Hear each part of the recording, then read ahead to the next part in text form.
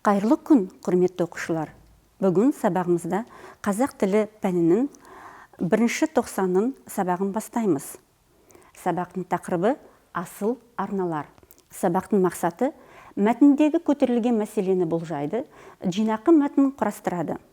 Берілген суреттегі деректердің маңызды тұстарын анықтап талдаңдар.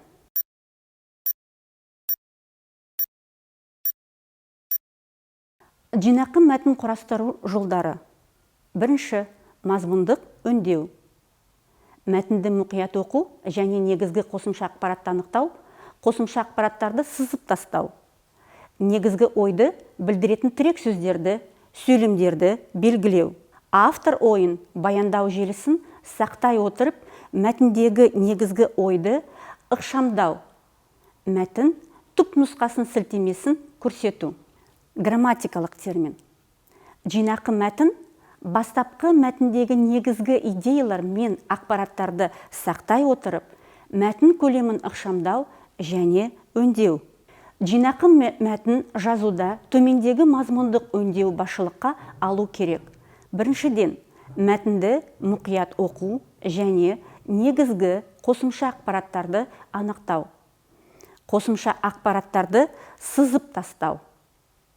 Екіншіден, негізгі ойды білдіретін тірек сөздерді, сөйлемдерді белгілеу.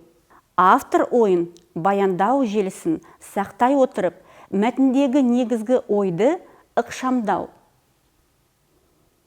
Мәтін түпнұсқасын сілтемесін көрсету. Мысалы, автор айтқандай: ғылымның арқасында. Мәтінде берілген және тағы басқа. Жинақы мәтін жазу үлгісі.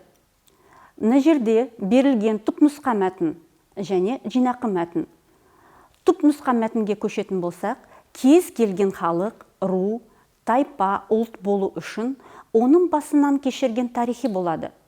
Сол секілді түркі халқының да өзіндік тарихы бар. Түркі халқының дүние жүзіне халық болып танылуы 6 ғасыр ортасында басталды. Сол себепте де ежелгі дәуір әдебиеті 6-15 ғасырлар аралығында қамтиды деп жорамалдайды. Бұл кейінірек қазақ халқының құрамына енген қазақ ру тайпаларын ежелгі ру ұлыс дәуіріндегі әдебиеті. Бұл ерте кездегі түрік ру тайпаларымен бірге жасалған ортақ әдебиетін өзін 3 кезеңге бөліп құрастырамыз.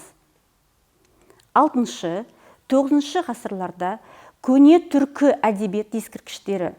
Бұған архон жазба ескерткіштері, яғни Күлтегін, Білге Қаған, Тоңықоқ туралы құлыптастарға қашап жазылған жырлар, сондай-ақ Оғызнаме, Дастаны мен Қорқыт Ата кітабы, Абу Насыр Әл-Фарабидің әдебиет саласындағы еңбектері енеді. Жинақы мәтін. Кез келген халықтың өз тарихы бар. Түркі халқының дүние жүзінде халық болып танылуы сонау ертеден бастау алады. Тезис дегеніміз баяндаманың, лекцияның, хабарламаның қысқаша тұжырымдалған негізінде қағидалары. Мәтінге тезис құрастыру дегеніміз мәтінді ой бөліктеріне бөлу, негізгі ақпараттар табу және оларды әр бөлім бойынша тезис түрінде қысқаша тұжырымдау. Тезис дәлелдеуді қажет ететін жағдай. Тезис бұл ақиқат. Тезис қысқартудың күрделі түрлерінің бірі. Абзацтың, дәрістің, баяндаманың негізгі ойын қысқаша тұжырымдау. Тезис мөлшері мәтіндегі ақпараттық тиімдермен сәйкес келеді. Бүгінгі сабағымызда асыл арна тақырыбына әңгімелестік. Сабақ аяқталды.